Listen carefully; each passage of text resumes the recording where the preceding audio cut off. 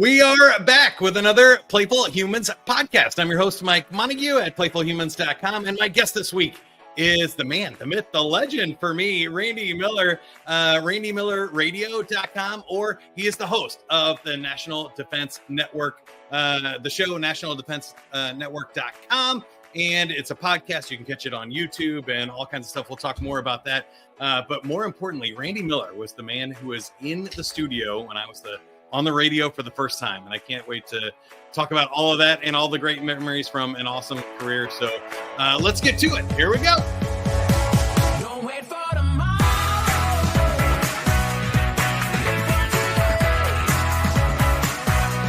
Keep chasing the sunshine and go right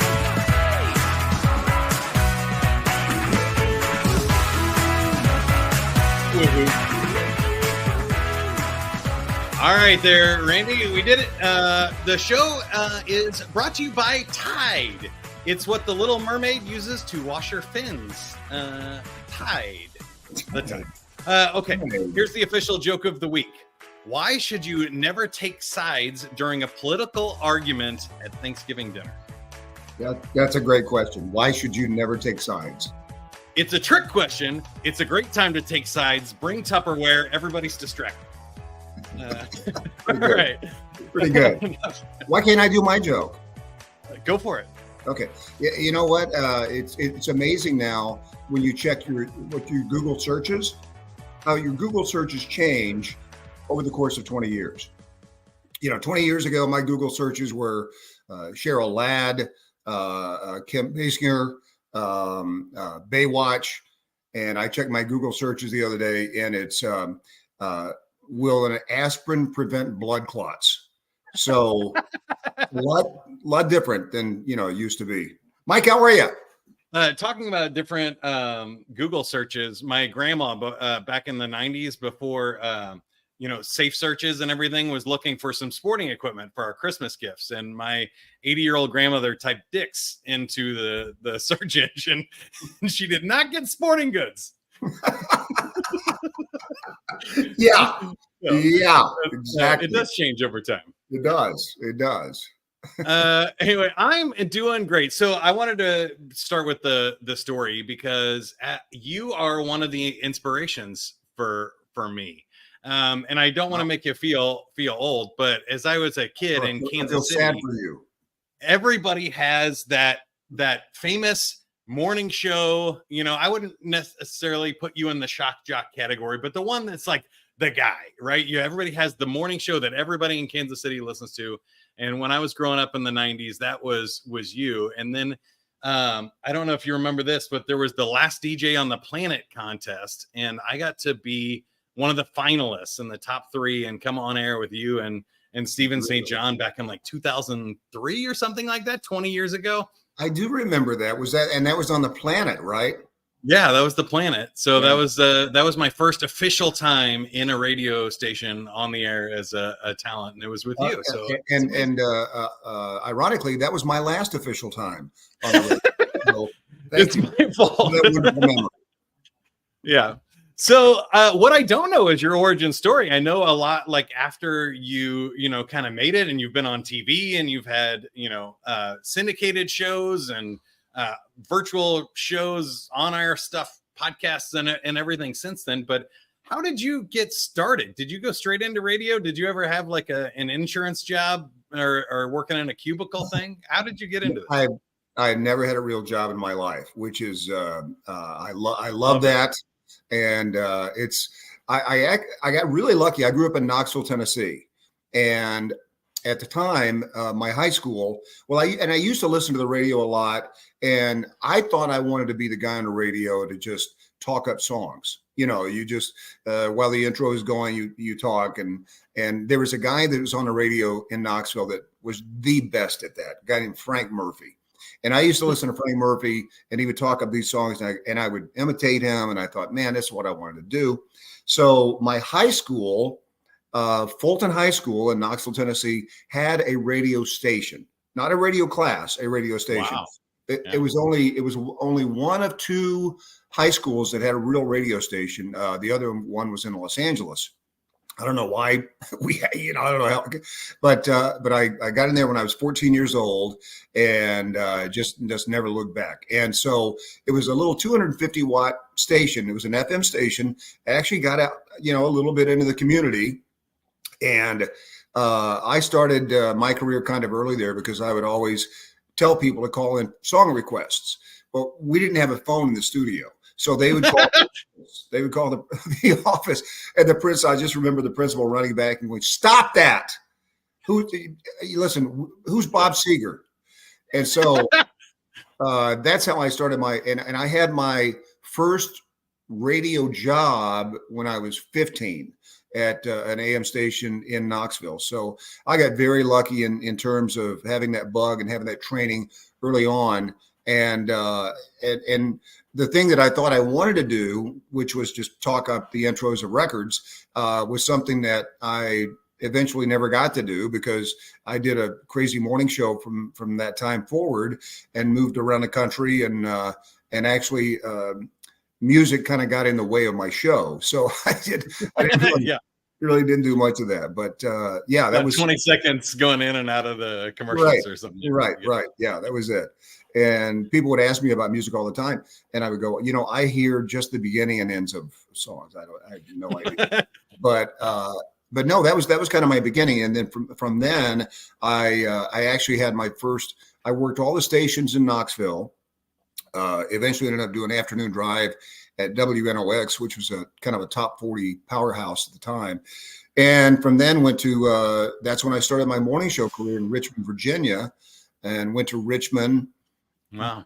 Fired after a year and thought my career was absolutely finished in radio, and tucked my tail, went back to Knoxville, and could not get hired by a station in Knoxville. Could not get hired, and eventually started doing traffic from a helicopter. A guy would fly me around, and I did traffic for about 6 months, and then got hired by a huge station in Pittsburgh, Pennsylvania, to do mornings. And then I kind of started my adventure.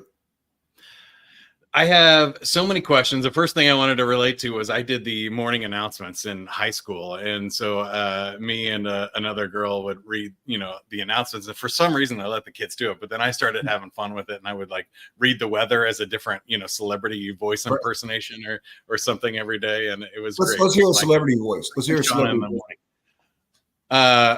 Everybody does a Sean Connery and stuff. But my favorite voice, has to be Christopher Walken, because you can put in so many pauses. That's pretty good.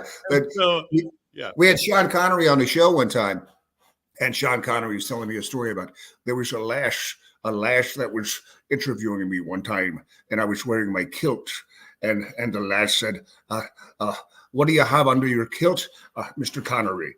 And I said, "Well, why don't you put your hand up there and you'll find out." So she put her hand up there, and she goes, "Oh, Mr. Connery, that's gruesome." Well, I said, "Well, keep your hand there. It'll gruesome more." Yeah, exactly. Everybody's got a good Sean Connery. Yeah, right. That was Johnny Carson. But Johnny Carson, I did not know that. I never knew that.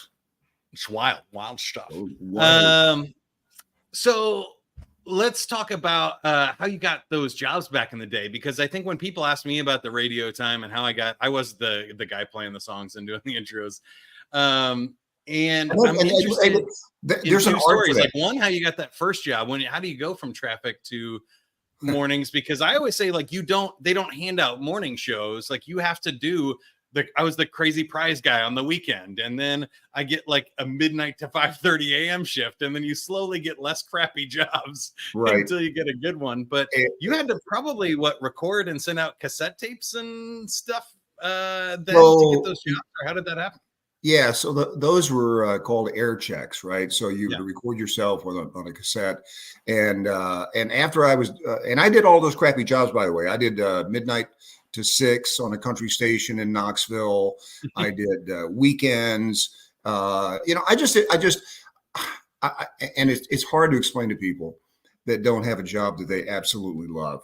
But I loved radio. I loved everything about radio. In fact, I just recently went back and talked to my old broadcasting class at Fulton High School, and just walking into that control room, it's just, it's just something you love.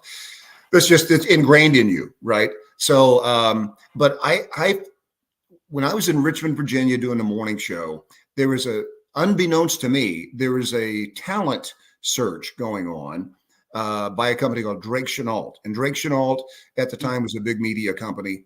And somehow they heard my show in Richmond, Virginia. And I was one of the 5. They named the top 5 best morning show hosts in the country. And I was one of the top 5. Wow. So, and what they do is they put your a segment or a little portion of your show on an album that they distribute around the country. And now the other 4 guys were Howard Stern, Jonathan Brandmeier, a guy named Jonathan Dahl, and somebody else. So it came out, and I got a letter, and they sent me an album, and I thought, okay. And then I got fired. I got fired in Richmond.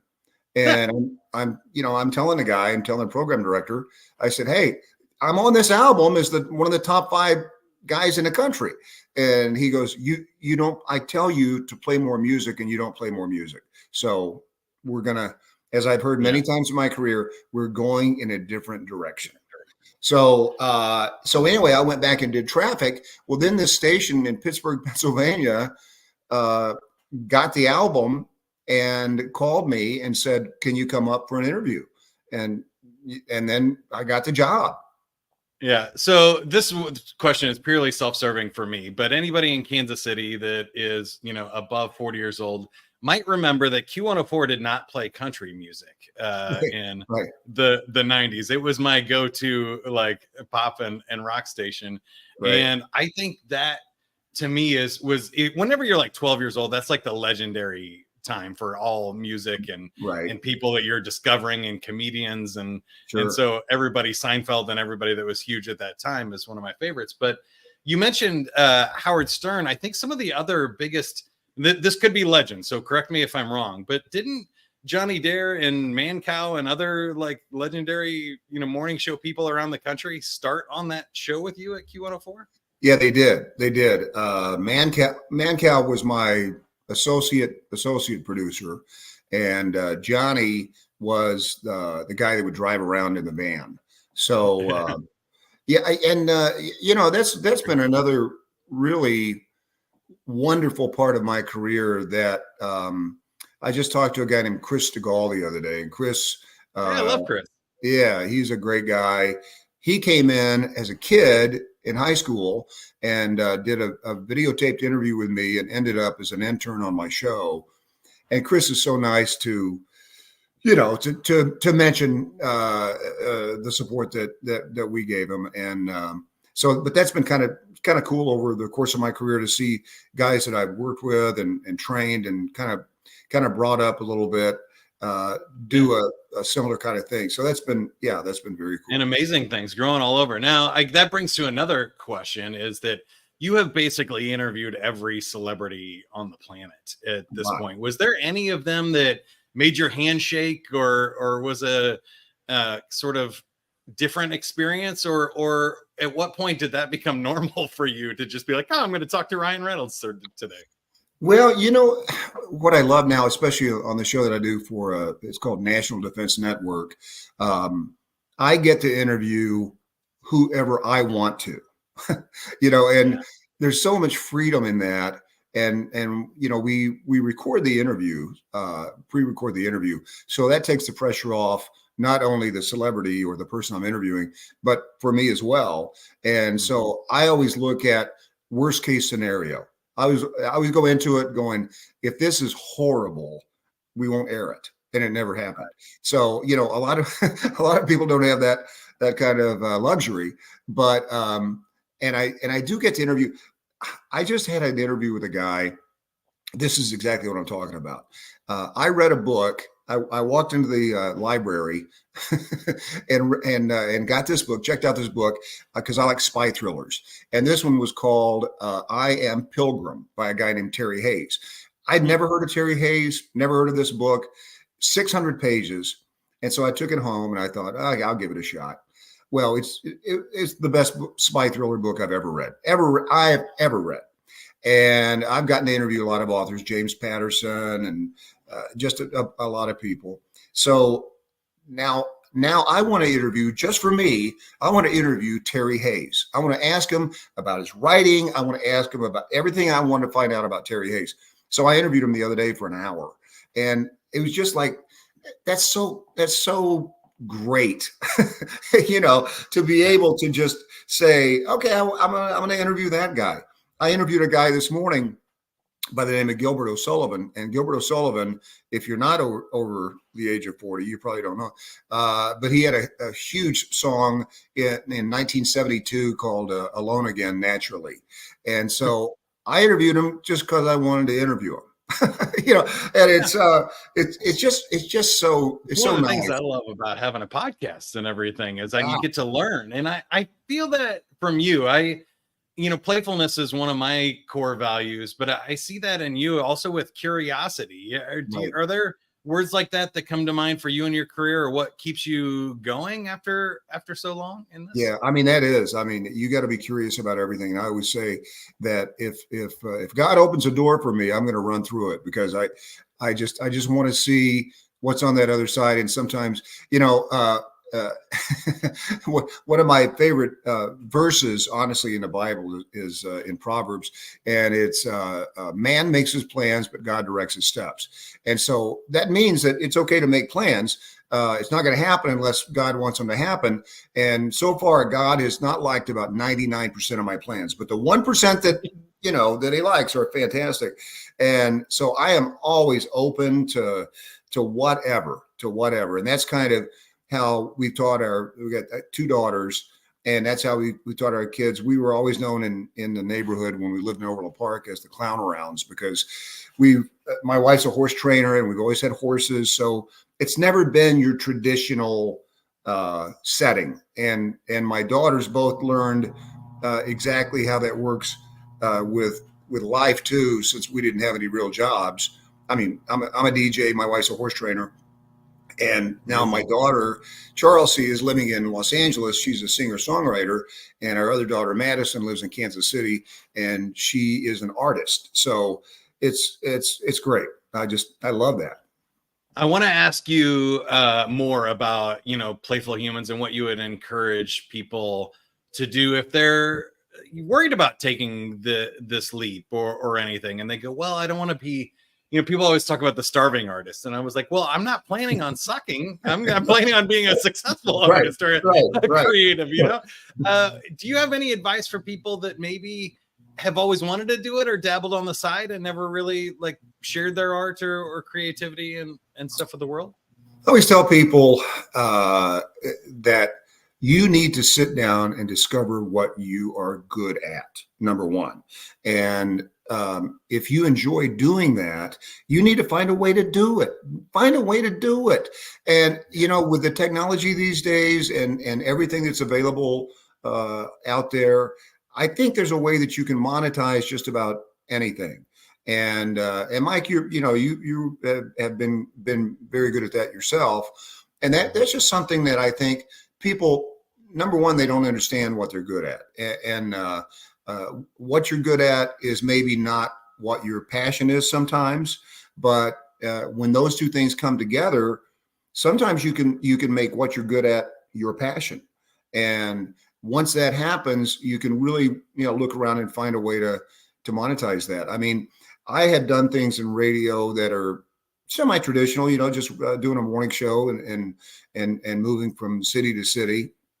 I mean, when you get fired a lot, like I have, you tend to find ways to make things happen. But I went from after Pittsburgh, I went to Charlotte, to Kansas City for the first time, to San Diego, to Atlanta, to Kansas City again, to San Diego again, to Cincinnati, back to Kansas City. So, I mean, yeah, there's a lot. Now that is not a lifestyle for everyone, and No. and so many people. That's on about a 10-year period or so too, right? Yeah. More than that, and that's it's funny. People, it's always easier to stay. It's always easier to stay. I mean, when you want to move somewhere, sometimes I have friends of mine in radio who've stayed at the same station their entire life. And hey, God bless them. That's fantastic.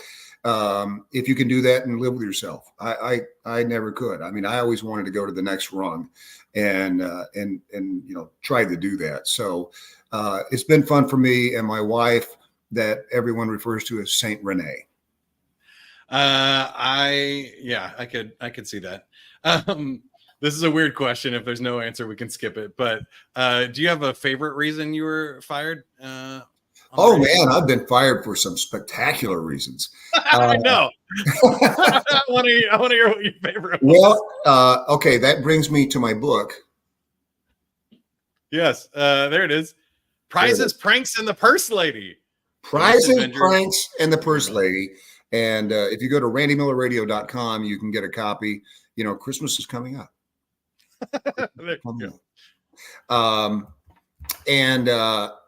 So many times I've been fired for things that stations have hired me to do. Okay, this is a weird thing for people to understand. But every time I got hired at a radio station, they would be, we want you to be nuts. We want you to be crazy. Because the one thing my morning show always was successful. It was always number one. And so stations thought they could put up with a little, craziness for the ratings. And they do for a while. One of my favorite things I was fired from and one of the ways that I was fired was at ZZ99 in Kansas City. And I just come to Kansas City for the first time. I was working at 106.5 KCI, which was the Shooting Star station. We just played Shooting Star. I think that was all we played. And and so I worked there for about a year. Oh, this is another great reason I was fired. Oh, so somebody called up. Sharon Jenkins was a woman that called up, and she said, I told we were doing an episode of the Mission Hillbillies, and Uncle Jed was giving advice to Jethro. So Jethro comes in and says, Uncle Jed, tonight's my wedding night. Can you give me some advice? And I said, wee, doggy. Yeah, boy, you just take the biggest thing you got and put it where she pees. And so Jethro comes back the next day and said, Uncle Jed, I took your advice. It didn't turn out so good. He said, what'd you do, boy? So I took my shoe and threw it in the toilet. I mean, it was a very innocuous joke. That's a great joke. Just a dumb joke. Yeah. And so Sharon Jenkins calls up, and this is before the age of delay, and everything's live. And so Sharon calls up, and she says, I demand to talk to the general manager. Randy Miller just told this filthy joke on the radio. And I said, please hold. And so I came back as the general manager. I said, yes, may I help you? Yes, Randy Miller told this filthy joke. I think you should fire him.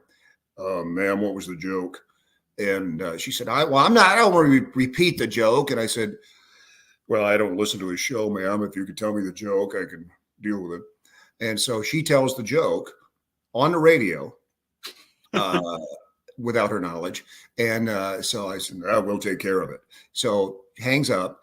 I guess somebody tells her that they heard her on the radio telling the joke. So she calls back up to the control room and says, let me talk to the owner. He just had me on. And so I disguised my voice again and went through the same thing. Well, then her attorney called, and then I was fired for that reason. And Sharon Jenkins got $30,000. So that was, wow. Yeah. $30,000 for a bad joke. Pretty good. And so it's pretty good return. Yeah. But then, and it was, of course, major publicity in Kansas City. It was in all the, the TV and the news. And so because of that, or I guess in spite of that, ZZ99 called and said, hey, we want you to come do our morning show and we'll double your pay. I'm thinking, man, this is a pretty good business model here. So I got to Get fired and double your salary. yeah, right. And and I always tell people, if you're fired for the right reason, it's Mhm. okay. It's okay. So I go to ZZ99 and they said, hey, we want you to do everything that you did there and more. And I go, okay. So this is just when I was finding out about April Fool's Day, my favorite holiday. April Oh Fool's. yeah. Yeah. It's a license to do whatever. And so Bob Seger at the time had not toured in Kansas City for quite a while. And I thought it was time that he did. And so I worked out a deal with a record store for April Fool's Day where you could buy tickets for the Bob Seger shows coming to town. And so people started lining up at 7:00. And of course, there was no Bob Seger coming to town. You just got a piece of paper that said you get $1 off a Bob Seger album. Well, you know, you don't mess with Seger. And I found out pretty quickly when people, they didn't stay at the record store. They found their way to the radio station and in Fairway, and they got in, and I'm on the air, and my program director dives under a desk, and they're coming in, and there may have been 3-4 teeth between the entire crowd, and they're you don't mess with Seger. And so I was escorted home in a patrol car, a mission patrol car. And then my favorite way I got fired was the next day by telegram, by Western Union. What? Yeah. Got fired by Wow. Western People Union. get fired by text message and stuff now, and they do it like a Right. Western Union telegram. Western Union, man. Impressive. Yeah, that was very They don't even impressive. want to talk to you. Hilarious. Well, I have one more very important question to ask you before we play a game and wrap up here. But I know the Veterans of Foreign Wars National Headquarters are here in Kansas City. How did you get tied to national defense and our military, and why is that an important cause to you? Yeah, thanks, Mike. I started doing creating these weekend radio shows for different businesses at one point in my career. And the VFW, I didn't know any veterans. I didn't know nobody in my family, immediate family is military. But I had seen the work that the VFW does. And I went to the then communications director of the VFW National Headquarters, Jerry Newberry. And I told Jerry, I said, you guys need to do a nationally syndicated radio show. And he said, why is that? And I said, because, everybody thinks you're a bunch of drunks that play bingo, and I know different. Mm-hmm. And I said, so he said he agreed. And he and I started doing this show, gosh, almost 12 years ago now, National Defense. And Jerry retired a few years later, and I took over the show. And it's a 2-hour weekly show, and we're heard on, I don't know, 300 and some stations around the country in Armed Forces Radio Network. And the more that I got to experience and talk to and find out about the men and women who serve our country, the more I realized that I really don't matter that much in the big scheme of things. And I mean, these are heroes. These are people who, and their families sacrifice everything that they have to protect this country. And so it's a great honor for me every week. Our mission is to inform, honor, and entertain the troops. And that's what we try to do. So we do the show at nationaldefensenetwork.com. You can check it out. And then we have a podcast called Celebrity Salute. And you can check that out. And that's basically the biggest celebrity that we interviewed that week. And we've gotten everybody from, Tom Hanks to Bradley Cooper to Michael Douglas to everybody. And it's just such an honor. And it's amazing when you connect with these entertainers and celebrities, how they want to thank the troops, because they never get asked that on the Stephen Colbert show. They never. Yeah, and you got like a virtual USO tour going on. That's right. That's what we tell people. They all want to participate. Yeah, we're like the USO of the radio is what we tell everybody. But it's been fantastic. And how do you mesh the silliness of what you do with the seriousness of what they do? Well, it's great because it kind of intertwines with all of it coming together. I mean, I can go on this show from interviewing, a general, a four-star general. And that's the other thing that people don't understand about the military. I think that people tend to put veterans in a box and they say, they've all got to be this or that. No, they're not. They're people that have a sense of humor. They're people. And so they appreciate silliness. They appreciate, we also like to, have fun with them and sometimes connect them to celebrities. We just did a show with celebrity chef Robert Irvine.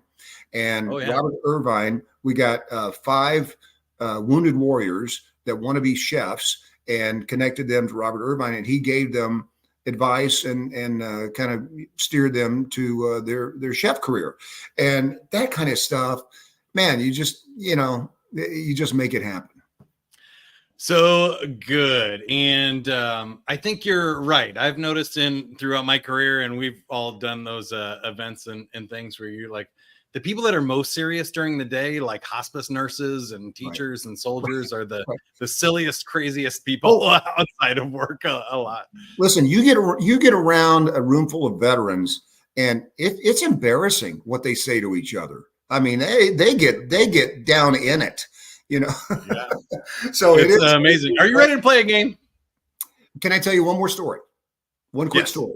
Okay. Yes. How I won my wife. I won my wife in a radio contest. When I first went to Pittsburgh, I wanted to meet women. So I came up with this contest called Birthday Fantasy. And I said, you send me your picture and tell me what your birthday fantasy is. And if you draw the right one, then you'll win. Well, depends on the picture, obviously. So I got one entry. I got one entry with no picture. And it was a lady named Renee Beldam, who worked at a law office in Pittsburgh. So I called her up live on the air because she said her birthday fantasy was to have dinner with me. And I'm thinking, winner, man, we got a winner. Wow. So I call her up live. She answers the phone. I said, Renee Beldam, please. And she goes, this is she. And I said, this is Randy Miller. And she said, who? And I go, Randy Miller at 96KX here in Pittsburgh. And she goes, I don't know who you are. And I said, we've got your letter for the birthday fantasy contest. And she said, I didn't send you a letter. Well, her coworker is howling in the background. So her coworker wrote the letter. And I said, and I'm humiliated, but I said, I've already bought the dinner, so you got to go to dinner. And she said, only if my coworker can come and we meet in public in case you're a creep. And I said, fair enough. I'm definitely a creep, but deal. Yeah. So this past June, we will have been married 41 years. That is amazing. I love the story, and that's gonna have to be like the subtitle of this, episode, or definitely a YouTube clip. How I won my wife in a radio. Right. Awesome. All right, here we go. It's game time. The Plain Survey says we surveyed 100 people. The top 5 answers are on the card. You get one of the top 5 and 2 out of 3 questions, and you are the big winner today. Randy Miller, name something that little kids have difficulty doing for themselves. Tying their shoes. Number 1 answer, 70 points there. Getting dressed, going potty, taking a bath, eating, or drinking. Name something men need courage to do. Men need courage to do. Propose. Number 1 answer again, only 18 points. This one had a lot of answers, but ask a woman out, fight or go to war. I thought that would be a clue for you there. Cry, show emotion, get married, or cook and do housework. I don't know if that really deserves courage, but sometimes if you're trying a new recipe. All right, you've already won, but last one for you. Name something that you think a lot of people regret not doing in their life. Regret not doing. Showering. No, other people regret when you don't shower. Yeah, exactly. That's your first miss. Wrong answer. But traveling was the number one answer. Just enjoying their life more, taking chances, going to school, time with family, having kids on the top list. All right, fun. you win a free 30-second commercial for the National Defense Radio Network. Ready, go. Ladies and gentlemen, there's a book that you need. Prizes, Pranks, and the Purse Lady. It's all about my career. It's all about fun stories. There may be some self-help guides in here. There could be coupons, and inside one of the books is $1,000. So if you go to randymillerradio.com, you can check it out and see how many ways I've been fired. Thank you. Love it. I forgot about the book too. Make sure you listen to the show National Defense Network. Go to nationaldefensenetwork.com. You can find it on YouTube. The Celebrity Salute is amazing. I've been watching those, and really cool stories from people all around. Randy, it's so much fun to catch up with you today and hear all the cool stuff that you were doing. Everybody else, if you want to figure out your play personality, you can go to playfulhumans.com/quiz, take the free BuzzFeed style quiz, and figure out how you can play more for a living. And go do it. Have fun. Life's short. Make it happen. We'll see you next time, everybody. Go play.